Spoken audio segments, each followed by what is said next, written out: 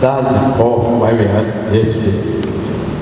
And this philosophy I will actually embrace and a pursuit of about objectives of promotion of standard work ethics among auto repairs technicians to comply with auto maintenance specifications when facing fault on vehicles.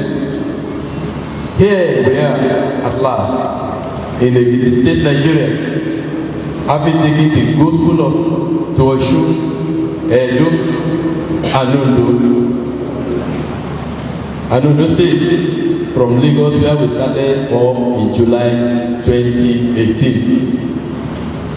On behalf of the Board of Trustees of Automobiles and Road Safety Initiative, the crew of our sister organization, Nata News, that's Nigerian Automotive Care Platform, I welcome you all to this historic event. On daily basis now, the features that is mechanical as well as electrical components and composition of vehicles are changing. They are being improved upon. And how do we vehicle repair and maintenance technicians remain relevant in this age of digital? The technicians need constant training and retraining, workshops as well as seminars. Do our great association NATA does not yet have a written behavioral ethics for its members, for its numerous members across the country. Notwithstanding, we need to be up and doing. We just need to embrace best practices while being entrusted with owners' precious automobiles from which we take out our daily bread. Trusting that the invited guest speakers will enrich our praise abundantly today, I won't want to take much of your time as you are all also looking forward to be empowered from the arrays of valuable gift items already lined up in this hall for our much publicized raffle draw. Should have clapped for me.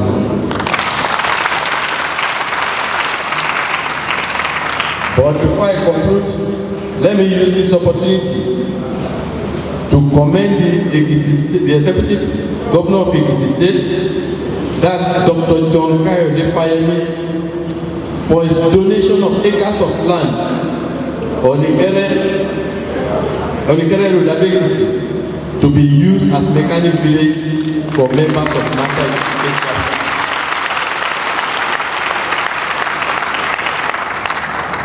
Why not intentionally throwing the membership of NATA in Ekiti State into unnecessary conflicts? I do hereby wish to appeal to His Excellency to give NATA members more mechanic villages across the 3 senatorial zones of the state. If it cannot be on town, city and on village basis, because I don't personally see any sense in a technician practicing in places outside Ado-Ekiti to be struggling to hold workshops in the state capital. But if more are created, it will definitely go round and it will be more pleasant to all members. I thank you, Your Excellency, absentia. I thank our sponsors, Mobi, they are on the way. You so see them. I thank the management of Mobi.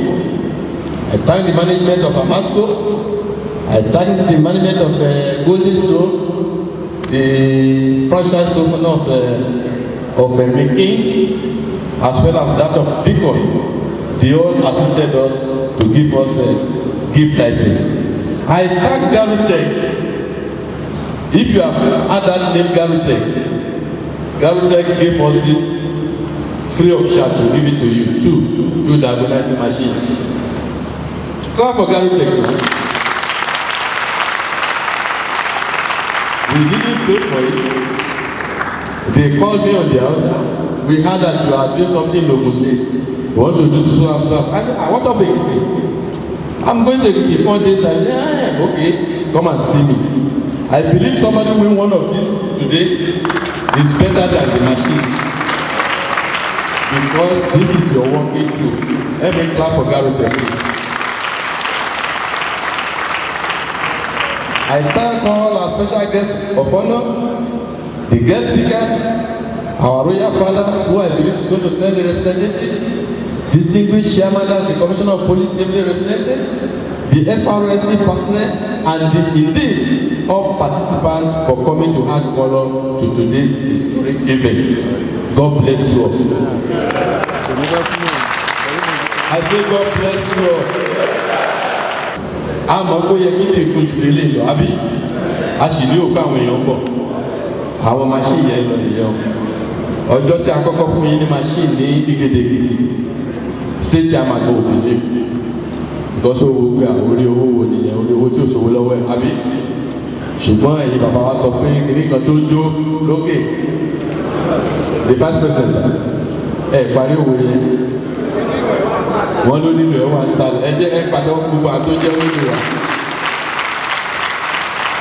àwọn akọ́lẹ̀ ńlá ń dùn ẹ̀yìn lẹ̀ ń dùn o torí tá a bá pè yí jẹ bá jẹ́ orí sì fún wa láti sọ fún àwọn èèyàn pé a fẹ́ nǹkan báyìí fún àwọn anátàmì báyìí wọ́n á fún wa ẹ jẹ́ ká máa ṣe dáadáa o iṣẹ́ tá à ń ṣe yìí mò ń gbà ládùúrà pé iṣẹ́ mi ò ní ìdíṣẹ́ mọ́ mi lọ́wọ́ o tí ẹ bá ń mọ nǹkan tó ń ṣẹlẹ̀ lásìkò yìí a rí i pé iṣẹ́ tá à ń ṣe àwọn ọmọ wa ti lọ kọ́ yunifásitì am I right gbàtà wọn máa padà dé ṣé yẹ kí wọn bá wa bákan náà òun la ṣe ní ìdígbé ká lè ṣera wa létí hello ó jẹ́ ohun ìṣòro fún ọ̀pọ̀lọpọ̀ nínú àwọn mẹkáníkì láti fi ọjọ́ kan lẹ̀ kọ́ fún wa ní rìtírì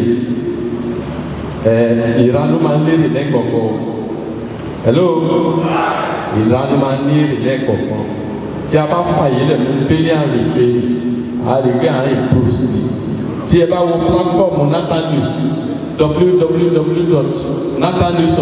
www.natannewsonline.com.ng ẹ rí bí a ti ní platform tako ní Nathan News TV ta ló ti rí bí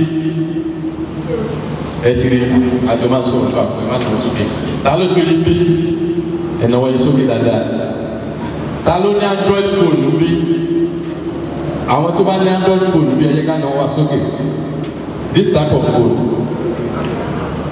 ẹni tó bá ní fóònù yìí kó try kó lọ sórí Nathan News app ẹ lọ sórí app wa ọ̀pọ̀lọpọ̀ ìgbà la máa ní wàhálà lórí iṣẹ́ tá à ń ṣe hello ẹ máa wò má lẹ ẹ máa wò ọ̀pọ̀lọpọ̀ ìgbà la máa ní problem lórí iṣẹ́ tá à ń ṣe àwọn tó wà lórí Nathan News platform lórí WhatsApp wọ́n á ti rí pé wọ́n enjoy pé problem báyìí náà ló confront fún bàtà ń ṣiṣẹ́ lọ́wọ́ wọ́n á gbé sórí platform yẹn ọ̀pọ̀lọpọ̀ èèyàn ló máa dá wọn lóhùn pé ṣé báyìí ṣe báyìí sí mi rí ṣé báyìí ṣe báyìí sí mi rí tẹ bá wà lórí Nathan News app tí irú problem yẹn máa ṣẹlẹ̀ tẹ bá gbé sórí app wa wọ́n á dá yín lóhùn láti America wọ́n á dá yín lóhùn láti Europe wọ́n á dá yín lóhùn láti China ó ti ṣẹlẹ̀ rí báyìí nìkan ṣe sí ọ̀fẹ́ ló bá dé o kí la sọ registration is free tí èèyàn bá ń wo ní àsìkò tá a wà yìí pé mo ní bàbá kan ládùúgbò wa tó jẹ́ pé olúgbò ní àwí má yẹ òní bó bá ṣe sọ́nù máa ń jẹ́ ẹ̀jẹ̀ lọ gbà kí nìyẹn lọ́wọ́ ẹ̀ kí n rí mọ́ wọ́ọ̀ṣọ́ọ̀bù mi òkúta ni o kí ni mo pè é sáà òkúta ni nǹkan tá a need now is knowledge modern knowledge on how to repair modern cars. Ẹ jẹ́ ká lọ sórí app wa ká register for free it's free for everybody. Mo ti rí èèyàn kan tí inú ẹ̀ dùn tó jẹ́ kó lọ polówó ara ẹ̀ bẹ́ẹ̀ ẹ tó bá wà lórí app yà wà Afọlábí nearly every morning nídàjí ni mo máa ń rí a máa ń ṣàp dáadáa màá bèrè màá ní kí ló ń ṣẹlẹ̀ ní Èkìtì state a máa sọ a ní Nathan News TV on that platform tẹ́ bá lọ sórí platform yẹn tẹ́ wo Nathan News TV oríṣiríṣi ìrírí la máa rí bẹ́ẹ̀ oríṣiríṣi ẹ̀kọ́ la máa kọ́ bẹ̀ kò sígbà tí èèyàn dàgbà jù tí ò lè kẹ́kọ̀ọ́ hello kò sígbà tí èèyàn dàgbà jù tí ò lè ṣe kí ni o tí ò lè kẹ́kọ̀ọ́ àwọn obìnrin tó wà lẹ́kìtì state ní Nathan gbàdúrà pé kí àwọn obìnrin máa wọ́n bá tèkì wa o àní mo ń gbàdúrà kí àwọn obìnrin máa wọ́n bá tèkì wa mọ̀ pé àwọn obìnrin ló pọ̀ jù níṣẹ́ mẹkáníìkì sí ni ẹ pàtẹ́wọ́ fúnra yín jàre ẹ̀yẹ ìyá mi. náà tẹ bá wo nínú àwọn ọ̀gá tí federal government ń ṣe mo bá yẹn kan sọ nínú hall lánàá tó bá jẹ́ ọkùnrin tó gbó ètò auto repairs federal government is going to support you. mo bá yẹn sọ̀rọ̀ lánàá bí ó ṣe lè di the first lady ní àárín àwọn mechanic ní Ekiti state. ó possible a máa tún kọ̀wé sí government a máa bẹ̀rẹ̀ project kan ní Òṣogbo very very soon. It's for only ladies to empower them to become mechanics. Hello.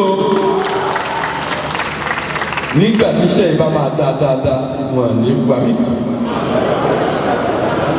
So nígbà àkókò wa púpọ̀ ẹ lọ sórí platform wa www.nathanewsonline.com.ng ẹ rí app wa bẹ̀ ẹ rí TV platform wa bẹ̀ ẹ rí online news wa bẹ̀ so that ẹ lè register ẹ lè máa follow ẹ gbà gbó téèyàn máa jí láàrin òru bí gbogbo gbá ìyàwó ẹ̀ mú tó bá gbá fóònù ẹ̀ mú tó tẹ tó lọ sórí Nathan News agéèlò hello agéèlò ọ̀pọ̀lọpọ̀ ní ògbàgbọ́ pé àpéjọpọ̀ yìí máa wáyé lẹ́yìn ṣùgbọ́n nígbà tí wọ́n bá máa gbọ́ a máa pè mí lórí rẹ̀ kàn.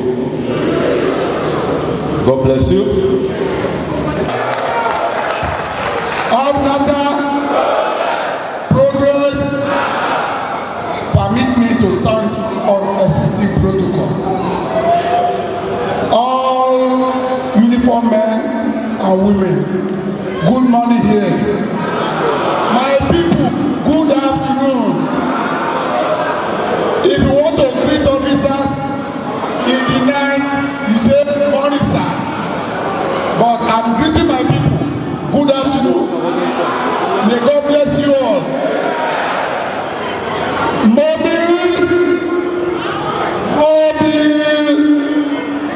Mobilis, Amasco. Thank you very much. Ẹjọ́ máa sọ ẹgbà mi láyè láti báwọn èèyàn mi sọ̀rọ̀ ní èdè àbíbí wa. Mobil, sir, I just want to give you this as information. Be preparing.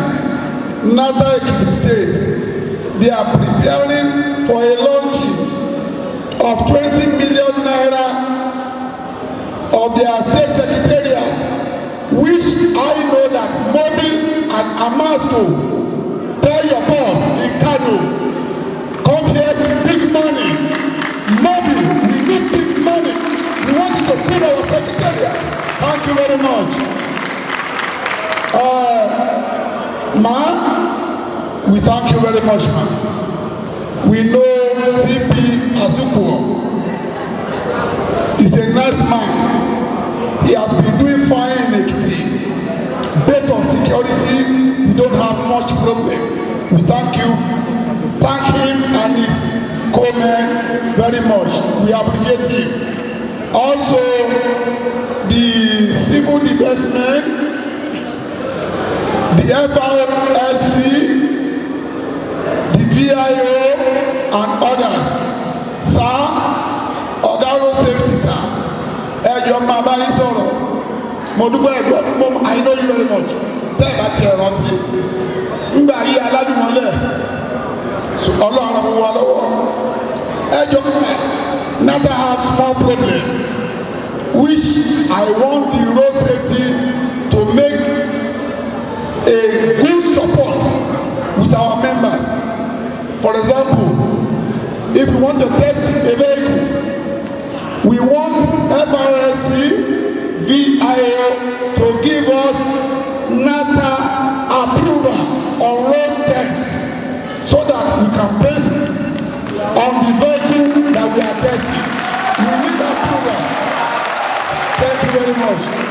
Ẹ jọ̀ọ́ sà, wọ́n ní ká bẹ̀ yín lórúkọ Ọlọ́run fún ìfọwọ́sowọ́pọ̀ yín, àmọ̀ yín ti pẹ́, àtẹ̀yìn o, àtọlọ́pàá, pẹ̀lú àwọn tí wọ́n ń ṣẹ́ẹ̀kì ìwé mọ́tò ìgbà tí a bá ṣe mọ́tò tán, tá a fẹ́ gbé sójú pópó, afẹ́kẹ́ fún wa ní ìfọwọ́sowọ́pọ̀ ìwé pélébé tí wọ́n máa ń gbé sí ara ọkọ̀ tó máa ń jẹ́ àjúwe ọkọ̀ eléyìí o à ń ṣiṣẹ́ lára ẹ̀ afẹ́ yẹ̀ ẹ́ wò bóyá ó ti wà perfectly okay afẹ́kẹ́ fún wa ní approval.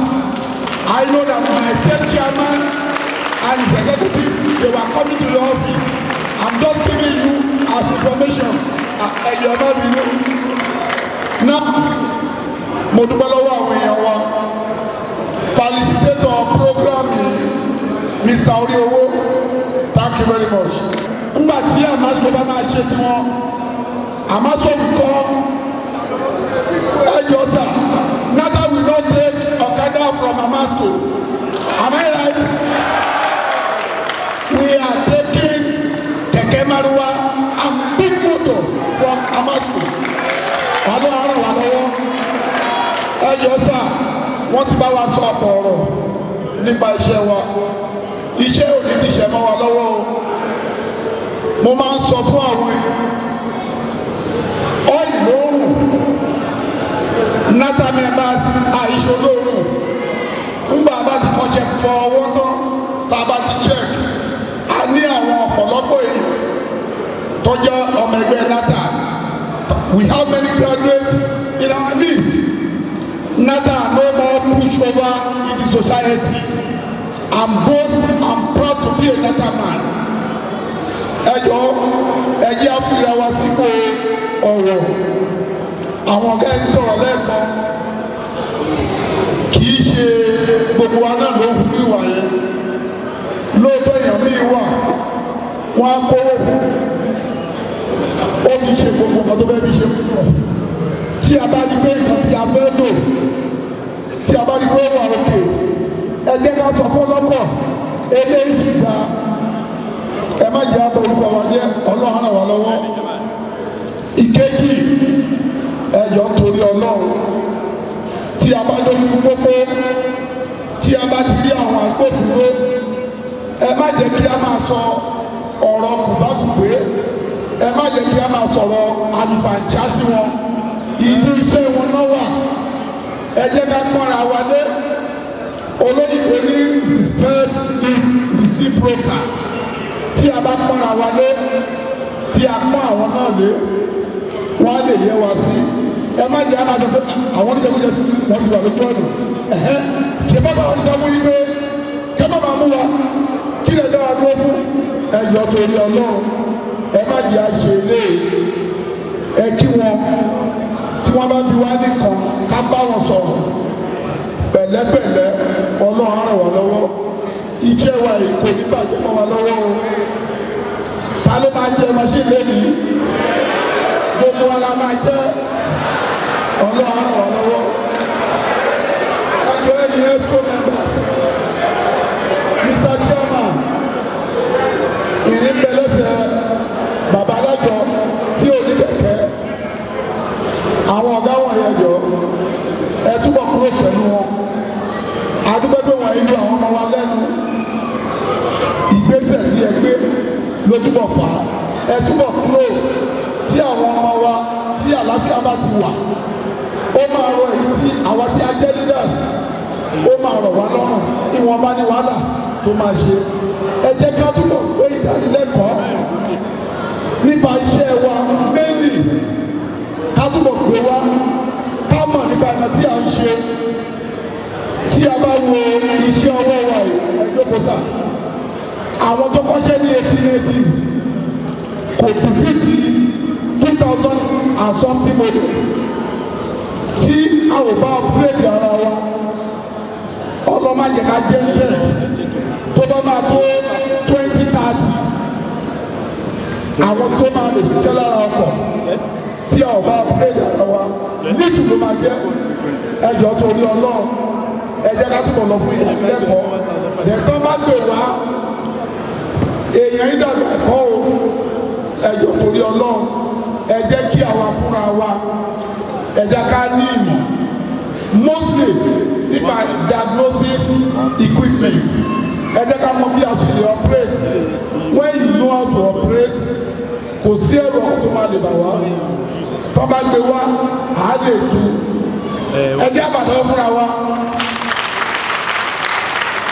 tí ẹ bá wo nata àwa la à ń gbé ẹ̀yìn dúró tó pọ̀ èèyàn bíi 100 máa wà ní mọ́tò ọlọ́mọdé àrídàbùkù we are even I can say and boast of nata members ní country tí a bá ń sọ̀rọ̀ nípa àwọn tí wọ́n strong wọn lágbára 774 local government in Nigeria kò síbi tí ẹ dé tí ẹ ò ti ní nata members. àṣelà ọ̀rẹ́ mi jímọ̀ òfin road safety òfin sọ́yọ́rùn sọ́bẹ̀rù ara ẹni ni ẹgbẹ́ ọmọ bẹ̀yìn a respect iṣẹ́ yín púpọ̀ àwọn kan wà lára yín tí ò respect iṣẹ́ yín gbogbo ẹni máa ń wa mọ́tò lójú ọ̀nà náà pè ní driver bóyá mechanic yẹn bóyá organizer yẹn bóyá ẹ̀yẹ bóyá president yẹn wá ti gbé steering you are a driver and àṣẹ tó ní láti wa mọ́tò ní driver's license àṣẹ yìí òǹkọ́ ní driver's license ẹ jọ̀ọ́ ẹ lọ ṣe license torí jọ ìdágìrì tábàdéwájú ilé ẹjọ́ làkọ́ sẹ́yìn tí májísẹ́ bèèrè pé are you a licensed driver tẹ́ sọ fún pé mechanic ní ẹjọ́ mo bẹ̀ yìí anẹ́gọ́mẹ́sì ní ẹgbẹ́ pátákó yìí ìdánimọ̀ ẹgbẹ́ sára mọ́tò yìí wà mọ́ o ẹgbà driver's license ẹ ṣé.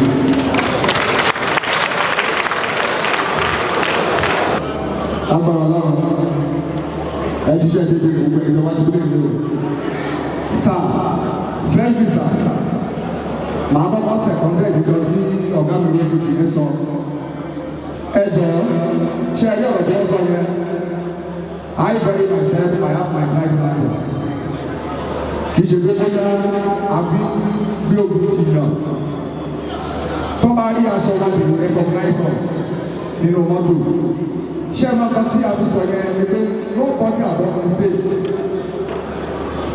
mọ́mí ẹ ò mọ̀ mọ́ ẹ ti fún mi ní báyìí bẹ́ẹ̀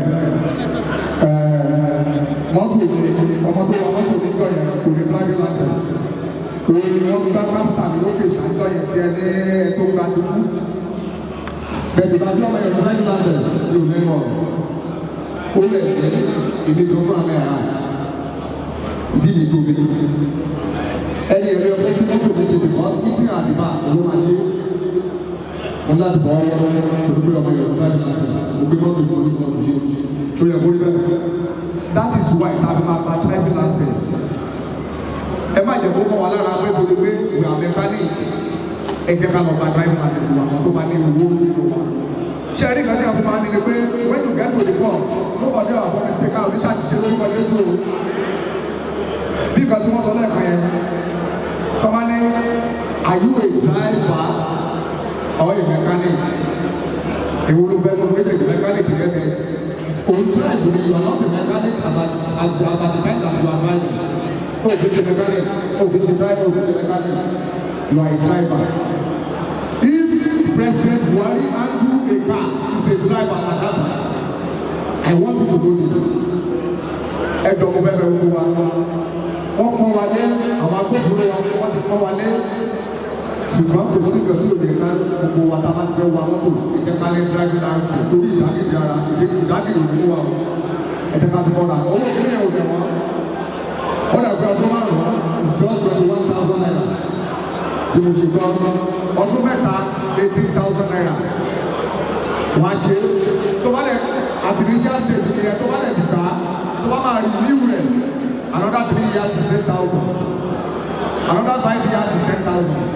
Ẹ̀wù báyìí lọ́dún márùn-ún lágbára ọlọ́run owó tí àrídẹ̀rẹ̀ ọlọ́pàá o láàrídẹ̀rẹ̀ ọlọ́pàá tó o bá ti ní ìwé tó o bá ti ní kan ọlọ́pàá máa di rẹ̀ bẹ́ẹ̀ tó o bá ti wọ̀ fún ẹ̀ka kíláàsì ẹ̀ tó o ní báyìí náà tó o lẹ́nu tí ọlọ́pàá ò wá di ẹlẹ́nu rẹ̀ wà á jẹ́ ọmọ dáadáa lọ́pàá wọn níbi ìsọ̀tọ̀ bá ti ń bọ̀ wá kọ́ fún ẹni pé ká lọ àdúrà wa gbà ẹjọ́ mo fẹ́ bẹ̀ gbogbo wa nítorí tàbí tàbí lóyún. Please, according to our song, ìwà rere, ẹ jẹ́ ká hùwà rere o. I'd like to appreciate the commanders of the various agencies in absentia. I also like to appreciate the delegates of such agencies. I will appreciate the organizers, participants, all of the protocols, please. You are really observed.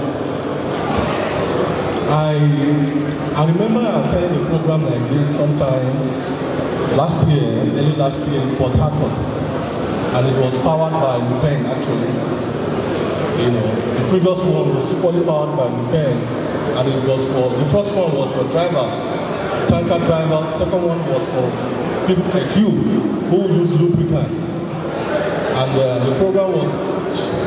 So when I was invited for this one, or when my commandant was invited, I also thought that it would be like one of the ones I've attended. But the truth remains that I'm impressed by the way things went to them. Very impressed, especially in the areas of communication and all that. But most of the resource persons were speaking in Yoruba language, and that was good because I know that 99.9% of people here speak Yoruba. Maybe I am the 0.1% who does not. So the organizers have done very well, and I pray that the mechanics, the automobile users, and those that the program has been meant for will properly make use of what has been taught today. You will not just hear, you will not just be hearers alone, but you also be what doers. And all that the resource persons have said today, I pray that you remember them and your places of business and where we'll also invite them and practicalize them. And as you do that, our country will be better off for it. Because there are too many road crashes now, and all boils down to the fact that that there are too many road crashes. And if you trace most of those crashes, you will discover that most of them from the technicians, mechanics, what do you call it, rewire and all that. If you don't do your work well, no matter how careful the driver is, as you are driving along the way, there is tendency that there could be crashes. So please, let us do well, to be honest. Let us adopt attitudinal change in whatever we are doing, so that road crashes in Nigeria will reduce drastically. We know that we cannot completely eradicate them, but to the barest minimum, we'll hear less crashes. Thank you. I have greetings from my state commandant, who is unavoidably absent, Commandant of Corps ST Yamu. My name is Ben Godman Motapo, FWC. Thank you. Thank you, sir.